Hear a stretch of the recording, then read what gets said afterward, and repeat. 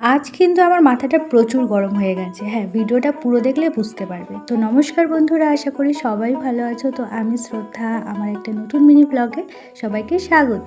প্রায় ১ সপ্তাহ বাদে কিন্তু কলেজে যাচ্ছি। আগের সপ্তাহে কিন্তু প্রচুর গরম ছিল। এই সপ্তাহে তাও একটু মেঘলা ওয়েদার, আর যেদিন যাচ্ছি সেদিন পুরো মেঘলা আর হাওয়া দিচ্ছে। আর এদিকে মা কিন্তু আমার কোলবালিশটা ঠিক করে দিচ্ছে, কারণ একটু ফেটে গিয়েছিল। আর এখানে তো ট্রেন ধরতে হবে, যেরকম ট্রেন ধরে নেমেও গিয়েছিলাম। আজকে ছিল একটু লাইব্রেরিতে বই নেওয়ার কথা, আর ছিল সাইনের কিছু ব্যাপার। ভিডিওটা ভালো লাগলে অবশ্যই একটা লাইক, কমেন্ট, শেয়ার আর সাবস্ক্রাইব করো। তো মাথা গরমের কারণটা বলি।